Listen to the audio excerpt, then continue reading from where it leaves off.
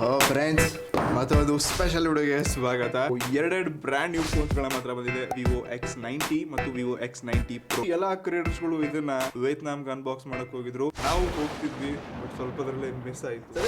ಎರಡೆರಡು ಫೋನ್ಸ್ಗಳಿದೆ, Vivo X90 ನ ಮತ್ತೊಂದು ವಿಡಿಯೋನಲ್ಲಿ ಅಥವಾ ಮಾಡ್ತೀನಿ ಎಲ್ಲ ಗೊತ್ತಿಲ್ಲ. ಅಸಲಿ ವಿವೋ X90 PRO ನ ಅನ್ಬಾಕ್ಸ್ ಮಾಡ್ತಾ ಇದೀನಿ. ಚಾನಲ್ ಹೊಸದಾಗಿ ಬಂದಿದ್ರೆ ಇದೇ ಎಕ್ಸೈಟ್ಮೆಂಟ್ ಇಲ್ಲಿ ಲೈಕ್ ಸಬ್ಸ್ಕ್ರೈಬ್ ಮಾಡಿ. ಎಸ್, ಮೊದಲಾಗಿ ಬಾಕ್ಸ್ ನೋಡ್ಕೋಬಹುದು, ವಿವೋ X90 PRO ಅಂತ ಇದೆ. ಎಸ್, ಹಿಂದಿನ ಭಾಗ ಮಾಡ್ಬೋದು 256GB ಲೆಜೆಂಡರಿ ಬ್ಲ್ಯಾಕ್ ಕಲರ್ ಕಳ್ಸಾರೆ. ಓಕೆ, ಎಸ್, ಬಾಕ್ಸ್ ಅನ್ನ ಓಪನ್ ಮಾಡೋಣ. ಎಸ್, ಇಲ್ಲಿ ವ್ಯೂ ನೋಡ್ತಾ ಇದ್ವಿ, ಇದು ನಮ್ಮ ಮೇನ್ ಫೋನ್. ಇದನ್ನ ಸದ್ಯಕ್ಕೆ ಪಕ್ಕ ಕೇಳೋಣ ಅಂತೆ. ಬಾಕ್ಸ್ ಒಳಗಡೆ ಇಲ್ಲಿ sim ejector, user manual, flagship phone ಅಲ್ಲಿ ಒಂದು ನಾರ್ಮಲ್ ಕೇಸ್. ಇದನ್ನ ಬಿಟ್ರೆ ಮತ್ತೊಂದು ದೊಡ್ಡ ಬಾಕ್ಸ್ ಕೊಟ್ಟವ್ರೆ. ಒಳಗಡೆ USB Type-C to C cable, ಮತ್ತೊಂದು ಪವರ್ಫುಲ್ 120W ನ ಪವರ್ ಅಡಾಪ್ಟರ್. ಸದ್ಯಕ್ಕೆ ಎಲ್ಲ ಅಕ್ಸೆಸರೀಸ್ ನ ಸೈಡ್ ಇಡೋಣ ಅಂತ. ಇದು ನಮ್ಮ ಮೇನ್ ಫೋನ್. ಕ್ರೇಜಿ ಬಿಲ್ಡ್ ಇದೆ ಗುರು. ಸೊ ಹಿಂದಿನ ಭಾಗ ಕಂಪ್ಲೀಟ್ಲಿ ಲೆದರ್ ಫಿನಿಶಿಂಗ್ ಇದೆ. ಪ್ರಾಮಾಣಿಕವಾಗಿ ಹೇಳ್ಬೇಕು ನಾನಿದ್ರೆ, ಸೊ ಈ ಫೋನ್ ಅನ್ಬಾಕ್ಸ್ ಜಸ್ಟ್ ಮಾಡಿಲ್ಲ, ನಾನು 4 ದಿವಸ ಮುಂಚೆ ಮಾಡಿದೆ. ಬಟ್ ಮತ್ತೊಂದು ಸರ್ತಿ ನಿಮ್ಗೆ ರಿಯಲ್ ಎಕ್ಸ್ಪೀರಿಯನ್ಸ್ ಬರೋ ಸಲುವಾಗಿ ಅನ್ಬಾಕ್ಸಿಂಗ್ ಫೀಲ್ ಸಿಗೋ ಸಲುವಾಗಿ ಎರಡನೇ ಅನ್ಬಾಕ್ಸಿಂಗ್ ಮಾಡಿದ್ವಿ. ಸೊ ಈ ಫೋನ್ನ ಕಳೆದ 5 ದಿವಸಗಳಿಂದ ಯೂಸ್ ಮಾಡ್ತಾ ಇದ್ದೀನಿ. ನನ್ನ ಒಂದೊಂದೇ ಎಕ್ಸ್ಪೀರಿಯನ್ಸ್ ನ ಪ್ರಾಮಾಣಿಕವಾಗಿ ತಿಳಿಸಕ್ಕೆ ಇಷ್ಟಪಡ್ತಾ ಇದ್ದೀನಿ. ವಿಡಿಯೋ ಪೂರ್ತಿ ನೋಡಿ, ಎಲ್ಲ ಅಸಲಿ ಸತ್ಯ ಗೊತ್ತಾಗತ್ತೆ. ಎಸ್, ಮೊದಲನೇದಾಗಿ ಫಸ್ಟ್ ಲುಕ್ ಅಲ್ಲಿ ಈ ಫೋನ್ ಇನ್ ಹ್ಯಾಂಡ್ ಫೀಲ್ ತುಂಬಾ ಪ್ರೀಮಿಯಂ ಮತ್ತು ಗ್ರಿಪ್ಪಿ ಕೈಲಿ ಇಟ್ಕೋಬಹುದು. ಕಂಪ್ಲೀಟ್ಲಿ ಹಿಂದಿನ ಭಾಗ ಲೆದರ್ ಬ್ಯಾಕ್ ನ ನೋಡ್ತಾ ಇದ್ವಿ. ಕ್ಯಾಮ್ರಾ ಮಾಡ್ಯೂಲ್ಸ್ ಮಾತ್ರ ನೋಡಿದ ತಕ್ಷಣ ಯಾವ್ದು ಗುರು ಲೆನ್ಸ್ ಹಾಕಿದಾರೆ ಅಂತ ಅನ್ಸುತ್ತೆ, ಅಷ್ಟೊಂದು ದಪ್ಪ ಕೂಡ ಇದೆ. 4 ಕ್ಯಾಮ್ರಾ ನೋಡ್ತಾ ಇದ್ವಿ. ಸೈಡ್ ಗೆ ಜೈಸ್ ಬ್ರ್ಯಾಂಡ್, ಕೆಳಗಡೆ ಎಕ್ಸ್ಟ್ರೀಮ್ ಇಮ್ಯಾಜಿನೇಷನ್ ಅಂತ ನೋಡ್ತಾ ಇದ್ವಿ. ಎಸ್, ಲುಕ್ಸ್ ವೈಸ್ ಮಾತ್ರ ಬ್ಯಾಕ್ ಅಲ್ಲಿ ಸಖತ್ ಆಗಿದೆ. ಸೈಡ್ ಗೆ ವ್ಯಾಲ್ಯೂಮ್ ಬ್ರೇಕರ್ ಕೀಸ್, ಲಾಕ್ ಮತ್ತು ಬಾಟಮ್ ಅಲ್ಲಿ ಸ್ಪೀಕರ್, ಸೀಪೋರ್ಟ್ ಮತ್ತೊಂದು ಡುವಲ್ ನ್ಯಾನೋ ಸಿಮ್ ಟ್ರೇ ಇದೆ. ಇಷ್ಟೇ ಅಲ್ಲದೆ IP68 ವಾಟರ್ ಮತ್ತು ಡಸ್ಟ್ ರೆಸಿಸ್ಟೆನ್ಸ್ ಇದೆ. ಸೊ ನಾರ್ಮಲಿ ಸ್ವೆಟ್, ಮಳೆ, ನೀರು ಸ್ವಲ್ಪ ಅಡ್ಜಸ್ಟ್ ಮಾಡ್ಕೊಳಕ್ ನಿಮ್ ಫೋನ್. ಒಟ್ಟಾರೆ ನೀವು ಈ ಫೋನ್ ನಿಮ್ ಫ್ರೆಂಡ್ ಸರ್ಕಲ್ ತಗೊಂಡೋದ್ರಿ ಅಂತಂದ್ರೆ ಇದನ್ನ ನೋಡೋದು ಎಲ್ಲರೂ ಗ್ಯಾರಂಟಿ. ಲಾಸ್ಟ್ X60 ಮತ್ತು 80, 70 ಈ ಎಲ್ಲಾ ಸೀರೀಸ್ ಗಳಲ್ಲಿ ಡಿಸೈನ್ ಅಲ್ಲಿ ತುಂಬಾ ಅಟ್ರಾಕ್ಟಿವ್ ಡಿಸೈನ್ ತಗೊಂಡಿದ್ದಾರೆ. ಸೊ ವಿವೋ ನಲ್ಲಿ ಸ್ಪೆಷಲ್ ನನಗೆ ತುಂಬಾ ಇಷ್ಟ ಆಗುತ್ತೆ. ಇನ್ನು ಈ ಫೋನ್ ಅಂತ ಡಿಸ್ಪ್ಲೇ 6.78 ಇಂಚಸ್ ಇರುವಂತ AMOLED 3D ಕರ್ವ್ ಡಿಸ್ಪ್ಲೇ ನ ಕೊಡ್ತಾ ಇದ್ರೆ, ಅದು 120Hz ನ ರಿಫ್ರೆಶ್ ಒಂದಿಗೆ 1300 ನಿಟ್ಸ್ ಪೀಕ್ ಬ್ರೈಟ್ನೆಸ್ ನೋಡ್ತಾ ಇದ್ವಿ. ಎಸ್, ನಿಜವಾಗ್ಲೂ ತುಂಬಾ ಇಂಟ್ರೆಸ್ಟಿಂಗ್ ಮತ್ತೊಂದು ಬ್ರೈಟರ್ ಡಿಸ್ಪ್ಲೇ ಇದೆ. ನಾನು ಔಟ್ಡೋರ್, ಡೇ ನಲ್ಲಿ, ನಾರ್ಮಲ್, ರಾತ್ರಿ ಎಲ್ಲಾ ಕಡೆ ಯೂಸ್ ಮಾಡಿದೆ. ಸೊ ಇದರಂತ ಎಕ್ಸ್ಪೀರಿಯನ್ಸ್ ಸಖತ್ ಇಷ್ಟ ಆಯ್ತು. ಅವನ್ ವಿವೋ ಹೇಳುತ್ತೆ, ನೀವು ಇದನ್ನ ಜಾಸ್ತಿ ಯೂಸ್ ಮಾಡಿದ್ರು ನಿಮ್ ಕಣ್ಗಳಿಗೆ ಏನು ಹಾನಿ ಆಗಲ್ಲ. ಅಲ್ಟ್ರಾ ವಿಷನ್ ಐ ಪ್ರೊಟೆಕ್ಷನ್ ಕೊಡ್ತಾ ಇದ್ರೆ. ಸೊ ಇದು ಬಜೆಟ್ ಕ್ಯಾಟಗರಿ ಕೂಡ ಸಿಕ್ಕಿದ್ರೆ ಚೆನ್ನಾಗಿರೋದ್ ಗುರು. ಇನ್ನು ಯೂಟ್ಯೂಬ್ ವಿಡಿಯೋ ನೋಡ್ಬೇಕಾದ್ರೆ ನೀವು ಇದರಲ್ಲಿ HDR 4K ವಿಡಿಯೋನ ನೋಡ್ಕೋಬಹುದು. ಇದರಿಂದ ಕ್ಲಾರಿಟಿ ಮತ್ತು ಝೂಮ್ ಮಾಡ್ಕೊಂಡಾಗ ಡಿಸ್ಪ್ಲೇ ವಿವಿಂಗ್ ಆಂಗಲ್ಸ್ ಮಾತ್ರ ಅಲ್ಟಿಮೇಟ್ ಆಗಿದೆ. ಅವನ್ ಅದರಿಂದ ಸ್ಪೀಕರ್ ನ ಕೂಡ ಜೋರಾಗಿ ಸಾಂಗ್ಸ್ ಗಳನ್ನ ಕೇಳಿದೆ. ಒಂದ್ಸರ್ತಿ ನಿಮ್ಗೆ ತೋರಿಸ್ತೀನಿ. 50% ವ್ಯಾಲ್ಯೂಮ್ ಇದೆ. ಡುವಲ್ ಸ್ಟೀರಿಯೋ ಸ್ಪೀಕರ್ಸ್ ಗಳು, ಕೆಳಗೊಂದು ಮೇಲೊಂದು. 100% ವ್ಯಾಲ್ಯೂಮ್.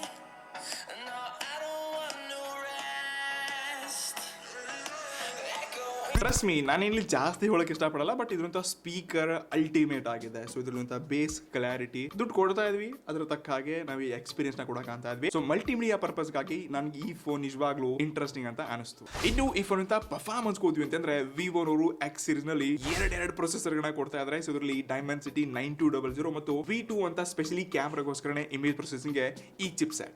ಮೇನ್ಲಿ ಇದಿರುವಂತ ಪ್ರೊಸೆಸರ್ Dimensity 9200 ಇದೊಂದು ಹೊಸ ಚಿಪ್ ಸೆಟ್ ಮತ್ತು 4 ನ್ಯಾನೋಮೀಟರ್ ಇರುವಂತ ಚಿಪ್ ಸೆಟ್. ಸೊ ಇದಕ್ಕಿಂತ ಬೆಸ್ಟ್ ಪ್ರೊಸೆಸರ್ಗಳು ಮಾರ್ಕೆಟ್ ಅಲ್ಲಿ ಅವೈಲೇಬಲ್ ಇದೆ. ಈ ಪ್ರೈಸ್ ನಲ್ಲಿ ವಿವೋ ಅವುಗಳನ್ನ ಕೊಟ್ಟಿದ್ರೆ ಚೆನ್ನಾಗಿರ್ತಿತ್ತು. ಸ್ನ್ಯಾಪ್ಡ್ರಾಗನ್ 8 Gen 1 ಆಗಿರ್ಲಿ, 8 Gen 2 ಆಗಿರ್ಲಿ. ಸೊ ಆ ಪ್ರೊಸೆಸರ್ ಬಂದ್ರೆ ಇನ್ನಷ್ಟು ಇಂಟ್ರೆಸ್ಟಿಂಗ್ ಆಗಿರ್ತಿತ್ತು. ಬಟ್ ಸ್ಟಿಲ್ ಇದಿರುವಂತ ಅಂತ್ಯದ ಸ್ಕೋರ್ ನೋಡ್ಕೊಂಡಾಗ 12 ಲಕ್ಷಕ್ಕಿಂತ ಜಾಸ್ತಿ ಅಂತ್ಯದ ಸ್ಕೋರ್ ಬಂತು. ಇಷ್ಟೇ ಅಲ್ಲದೆ ಲಾಸ್ಟ್ 2 ದಿವಸಗಳಿಂದ ನಾನು ಇದರಲ್ಲಿ ಅಸ್ಫಾಲ್ಟ್ 9 ಟ್ರೈ ಮಾಡಿದೆ. ಸ್ವಲ್ಪ ಲೈವ್ ಎಕ್ಸ್ಪೀರಿಯನ್ಸ್ ಕೂಡ ನೋಡಿ. ಫುಲ್ ಸೆಟ್ ಆಗಿದೆ.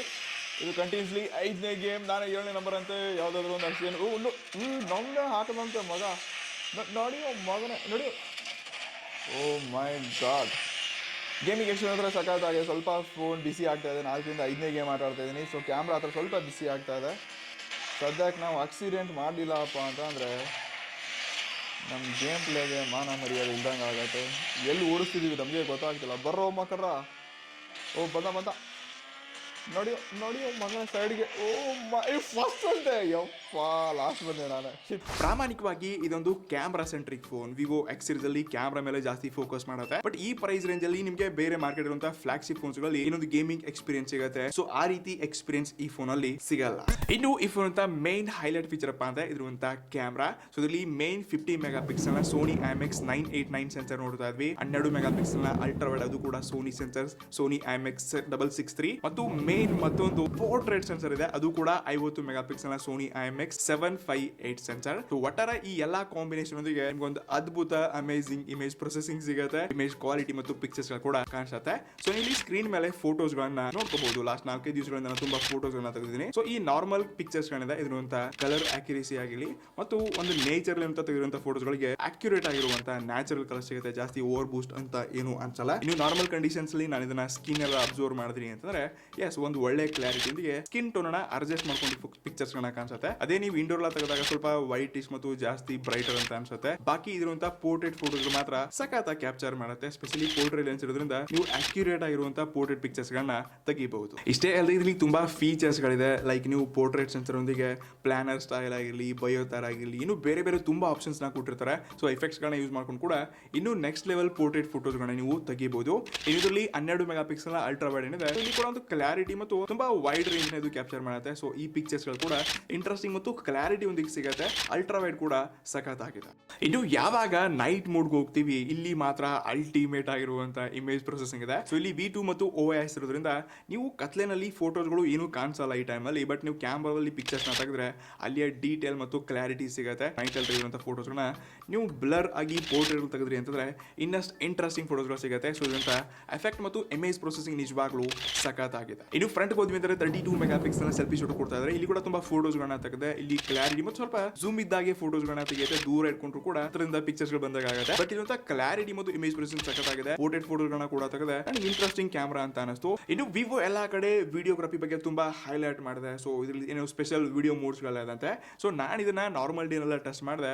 ಸೊ ಇದರಲ್ಲಿ 8K ನಲ್ಲಿ ಕೂಡ ನೀವು ರೆಕಾರ್ಡ್ ಮಾಡ್ಕೋಬಹುದು. ಸೊ ಈ ವಿಡಿಯೋ ಏನು ನೋಡ್ತಿದ್ರೆ ಇದು 4K 30 FPS ಅಲ್ಲಿ ರೆಕಾರ್ಡ್ ಆಗ್ತಾ ಇದೆ. ಸೊ ಇದರಿಂದ ಕ್ಲಾರಿಟಿ ಮತ್ತು ಫೋಕಸಿಂಗ್ ನಿಜವಾಗ್ಲೂ ಇಂಟ್ರೆಸ್ಟಿಂಗ್ ಇದೆ. ಫ್ರೆಂಡ್ಸ್, ಈ ವಿಡಿಯೋ ಏನು ನೋಡ್ತಾ ಇದ್ರೆ ಇದು 4K 30 FPS ನಲ್ಲಿ ರೆಕಾರ್ಡ್ ಆಗ್ತಾ ಇದೆ. ಸೊ ಇದರಿಂದ ಸ್ಟೆಬಿಲೈಸೇಷನ್ ಕೂಡ ಸಖತ್ ಆಗಿದೆ. ಸೊ ಇದರಲ್ಲಿ 8K ಕೂಡ ರೆಕಾರ್ಡ್ ಮಾಡಬಹುದು. ಬಟ್ ಅದನ್ನ ಮಾಡ್ತಿಲ್ಲ. ಸ್ಟೆಬಿಲೈಸೇಷನ್ ಮತ್ತು ಫೋಕಸಿಂಗ್ ಬಿಸಿಲ್ ಅಪೋಸಿಟ್ ಆದಾಗ ಕೂಡ ಇಲ್ಲಿಂತ ಕ್ಲಾರಿಟಿ ನಿಜವಾಗ್ಲೂ ಸಖತ್ ಆಗಿದೆ. ಇನ್ನು ಮತ್ತೊಂದು ನನಗೆ ಇದರಲ್ಲಿ ಇಷ್ಟ ಆಗಿಲ್ಲಪ್ಪ ಅಂದ್ರೆ ಫ್ರಂಟ್ ಕ್ಯಾಮ್ರಾದಲ್ಲಿ ನೀವು ಜಸ್ಟ್ 1080p ರೆಕಾರ್ಡ್ ಮಾಡಬಹುದು. ಇಲ್ಲಿ 4K ಆಪ್ಷನ್ ಇಲ್ವೇ ಇಲ್ಲ. ಅದು 4K 60 FPS ತನಕ ಮಾತ್ರ ರೆಕಾರ್ಡ್ ಮಾಡ್ಕೋಬಹುದು. ಇನ್ನು ಈ ವಿಡಿಯೋ ಏನು ನೋಡ್ತಿದ್ರೆ ಇದು 1080p 30 FPS ಅಲ್ಲಿ ರೆಕಾರ್ಡ್ ಆಗ್ತದೆ. ಬಟ್ ಇಲ್ಲಿರುವಂಥ ಕ್ಲಾರಿಟಿ ಮತ್ತು ಸ್ಟೆಬಿಲೈಸೇಷನ್ ಚೆನ್ನಾಗಿದೆ. ಬಟ್ ಸ್ವಲ್ಪ ಅಪೋಸಿಟ್ ಬಿಸಿಲ್ಗೆ ಹೋದಾಗ ನೋಡ್ಕೋಬಹುದು ಕಲರ್ ಕರೆಕ್ಷನ್ ಸ್ವಲ್ಪ ಚೇಂಜಸ್ ಅನ್ಸುತ್ತೆ. ಸೊ ಫ್ಲಾಗ್ಶಿಪ್ ಫೋನ್ಸ್ ಅಲ್ಲಿ ವ್ಲಾಗರ್ಸ್ ಎಲ್ಲ ವ್ಲಾಗ್ ಮಾಡೋಕೆ ಈ ಫೋನ್ ತಗೊಳ್ಬೇಕಂತಂದ್ರೆ ಎಸ್ ಇಲ್ಲಿ ಫ್ರಂಟ್ ಕ್ಯಾಮ್ರಾದಲ್ಲಿ 4K ರೆಕಾರ್ಡ್ ಬೇಕಿತ್ತು. ಒಟ್ಟಾರೆ ನನಗೆ ಈ ಫೋನ್ ಕ್ಯಾಮ್ರಾದಲ್ಲಿ ನಿಜವಾಗ್ಲೂ ಒಂದು ಇಂಟ್ರೆಸ್ಟಿಂಗ್ ಫೋನ್ ಇದೆ. ಸೊ ಇದರಿಂದ clarity, image processing, overall ವಿಡಿಯೋಗ್ರಾಫಿನಲ್ಲಿ ಕೂಡ ಸಖತ್ ಆಗಿರುವಂತ ಎಕ್ಸ್ಪೀರಿಯನ್ಸ್ ಇದೆ. ಫ್ರಂಟ್ ಅಲ್ಲಿ ಒಂದು 4K ರೆಕಾರ್ಡ್ ಕೊಟ್ಟಿದ್ರೆ ಇದೊಂದು ಅದ್ಭುತ ನೆಕ್ಸ್ಟ್ ಲೆವೆಲ್ ಕ್ಯಾಮ್ರಾ ಫೋನ್ ಆಗ್ತಿತ್ತು. ಬಾಕಿ ನಿಮ್ಗೆ ಅನ್ಸುತ್ತೆ ಕ್ಯಾಮ್ರಾ ಬಗ್ಗೆ ಒಂದು ಕಮೆಂಟ್ ಮಾಡಿ. ಇದು ಯಾವಾಗ ಇದಿರುವಂತ ಸಾಫ್ಟ್ವೇರ್ ಮತ್ತು ಸೆಕ್ಯೂರಿಟಿಗೆ ಹೋಗ್ತೀವಿ, ಯಾವಾಗ ಇದಿರುವಂತ fun touch OS experience normally ನಾವು ನೋಡ್ತಾನೆ ಬಂದಿದ್ವಿ. ಬೇರೆ ಬೇರೆ ಕೆಲವೊಂದು ಥರ್ಡ್ ಪಾರ್ಟಿ ಅಪ್ಲಿಕೇಶನ್ಸ್ಗಳಿದೆ. ಇದನ್ನ ನೀವು ಅನ್ಇನ್ಸ್ಟಾಲ್ ಕೂಡ ಮಾಡ್ಕೋಬಹುದು. Even out of the box Android 13 ಇದರಲ್ಲಿ ನೋಡ್ತಾ ಇದ್ವಿ. ಇದರಿಂದ ಮೇನ್ ಫ್ಲಾಗ್ಶಿಪ್ ಎಕ್ಸ್ಪೀರಿಯನ್ಸ್ ಅಂದ್ರೆ LPDDR4X ನೊಂದಿಗೆ UFS 5.1 ನೋಡ್ತಾ ಇದ್ವಿ. ಸೊ ಯಾವುದೇ ದೊಡ್ಡ ದೊಡ್ಡ ಅಪ್ಲಿಕೇಶನ್ ಡೌನ್ಲೋಡಿಂಗ್ ಆಗಿರಲಿ ಅಥವಾ ಆಪ್ ಓಪನ್ ಮಾಡೋದಾಗಿರಲಿ, ಯೂಸೇಜ್ ಅಲ್ಲಿ ಮತ್ತೆ ಪರ್ಫಾರ್ಮೆನ್ಸ್ ಅಲ್ಲಿ ನಿಜವಾಗ್ಲೂ ಇದು ತುಂಬಾ ಮ್ಯಾಟರ್ ಆಗುತ್ತೆ. ರೀಡ್ ಅಂಡ್ ರೈಟ್ ಸ್ಪೀಡ್ ತುಂಬಾ ಸಖತ್ ಆಗಿದೆ. ಎಸ್ ಡೆಫಿನೆಟ್ಲಿ ಇದು ಫ್ಲಾಗ್ಶಿಪ್ ಫೀಚರ್ ಇದೆ. ಇದರಂತ ಎಕ್ಸ್ಪೀರಿಯನ್ಸ್ ಮತ್ತು ಪರ್ಫಾರ್ಮೆನ್ಸ್ ನನಗೆ ಹ್ಯಾಪಿ ಮಾಡ್ತು. ಇನ್ನು ಇದರಂತ ಫಿಂಗರ್ ಪ್ರಿಂಟ್ ತುಂಬಾ ಕ್ವಿಕ್ ಮತ್ತು ಫಾಸ್ಟ್ ಆಗಿ ಅನ್ಲಾಕ್ ಆಗುತ್ತೆ. ಫಾರ್ ಎಕ್ಸಾಂಪಲ್ ಟಚ್ ಮಾಡಿದೆ, ಎಸ್ ಇನ್ಸ್ಟಂಟ್ಲಿ ಸೆಕೆಂಡ್ಸ್ ಅಲ್ಲೇ ಇದು ಅನ್ಲಾಕ್ ಆಗುತ್ತೆ.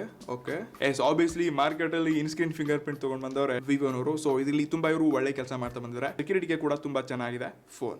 ಇನ್ನು ಕೊನೆಯದಾಗಿ ಈ ಫೋನ್ ಅಂತ ಬ್ಯಾಟರಿ ಪರ್ಫಾರ್ಮೆನ್ಸ್ ಹೇಗಿದೆ ಅಂತ ಕೇಳಿದ್ರೆ ಲಾಸ್ಟ್ 2-3 ದಿವಸಗಳಲ್ಲಿ ನಾನು ಇದನ್ನ ಒನ್ ಟೈಮ್ ಮಾತ್ರ ಚಾರ್ಜ್ ಮಾಡಿದೀನಿ. ಇದರಿಂದ ಬ್ಯಾಟರಿ 4870 mAh ಬ್ಯಾಟರಿ ಒಂದಿಗೆ 120 ವ್ಯಾಟ್ ನ ಫಾಸ್ಟ್ ಚಾರ್ಜಿಂಗ್ ಅಡಾಪ್ಟರ್ ಕೊಡ್ತಾ ಇದ್ದಾರೆ. ಎಸ್ ಇದನ್ನ ನೀವು ಫಾಸ್ಟ್ ಚಾರ್ಜ್ ಮಾಡ್ಕೋಬಹುದು. ಅರ್ಧ ಗಂಟೆನಲ್ಲಿ 50, 60, 70% ಹತ್ರ ಚಾರ್ಜ್ ಆಗುತ್ತೆ. ಸೊ ನಾನು ಇದನ್ನ ಎಕ್ಸಾಕ್ಟ್ಲಿ ಟೆಸ್ಟ್ ಮಾಡಿಲ್ಲ. ಬ್ರ್ಯಾಂಡ್ ಹೇಳುತ್ತೆ 60-70 ಅಂತ, ಬಟ್ ನಾವ್ ಇದನ್ನ ಟೆಸ್ಟ್ ಮಾಡಬೇಕು. ಅದು ಎಷ್ಟೊಂದು ಬಿಸಿ ಆಗತ್ತೆ ಮತ್ತು ಫಾಸ್ಟ್ ಚಾರ್ಜ್ ಆದ್ರೆ ಎಷ್ಟು ಹೀಟ್ ಆಗತ್ತೆ ಇದನ್ನು ಕೂಡ ಟೆಸ್ಟ್ ಮಾಡಬೇಕಾಗಿತ್ತು. ಬಟ್ ಸ್ಟಿಲ್ ಲೆದರ್ ಬ್ಯಾಕ್ ಇರೋದ್ರಿಂದ ನನಗೆ ಇದಕ್ಕೊಂದು ಕೇಸ್ ಹಾಕೋ ಫೀಲ್ ಆಗಲ್ಲ. So battery performance, usage, design, ಕ್ಯಾಮರಾದಲ್ಲಿ ನನಗೆ ಈ ಫೋನ್ ಸಖತ್ ಇಂಟ್ರೆಸ್ಟಿಂಗ್ ಅಂತ. ಸೊ ಬಾಕಿ ಪ್ರೊಸೆಸರ್ ಅಲ್ಲಿ ಇನ್ನೊಂದು ಅದ್ಭುತ ಪ್ರೊಸೆಸರ್ ಕೊಟ್ಟಿದ್ರಪ್ಪ ಅಂತಂದ್ರೆ ಹೇಳಿ ಕೇಳಿ ಈ ಫೋನ್ ನ ಎಲ್ರಿಗೂ ನಾನು ಸಜೆಸ್ಟ್ ಮಾಡ್ತಿದ್ದೆ. ಸ್ಟಿಲ್ ನಿಮ್ಮ ಒಪಿನಿಯನ್ಸ್ ಗಳನ್ನ ಕೆಳಗಡೆ ಕಮೆಂಟ್ ಮಾಡಿ. ವಿವೋ ಫೋನ್ ಇಷ್ಟಪಡೋರು ಡೆಫಿನೆಟ್ಲಿ ಈ ಫೋನ್ ಅನ್ನ ಫ್ಲಾಗ್ಶಿಪ್ ಲೆವೆಲ್ ದುಡ್ಡು ಹಾಕಿ ತಗೋಬಹುದು. ಸೊ ನನ್ನ ಪ್ರಕಾರ ಈ ಫೋನ್ ಒಂದು 60-65,000 ಹತ್ರ ಲಾಂಚ್ ಆಗುವಂತ ಸಾಧ್ಯತೆಗಳಿದೆ. ಆಲ್ಮೋಸ್ಟ್ 70 ಹತ್ರ ಹೋದ್ರು ಹೋಗ್ಬೋದು. ಬಟ್ ಆಫರ್ ಎಲ್ಲ ಕೊಡ್ತಾರೆ ಕಾರ್ಡ್ಸ್ ಮೇಲೆಲ್ಲ. ಬಾಕಿ ಈ ಫೋನ್ ಬಗ್ಗೆ ಎಲ್ಲ ಡೀಟೇಲ್ಸ್ ನಿಮಗೆ ಡಿಸ್ಕ್ರಿಪ್ಷನ್ ಕೂಡ ಕೊಟ್ಟಿರ್ತೀನಿ. ಒಂದ್ಸರ್ತಿ ಓದಿ ನಿಮ್ಮ ಅನಿಸಿಕೆಗಳನ್ನ ಕಮೆಂಟ್ ಮಾಡಿ.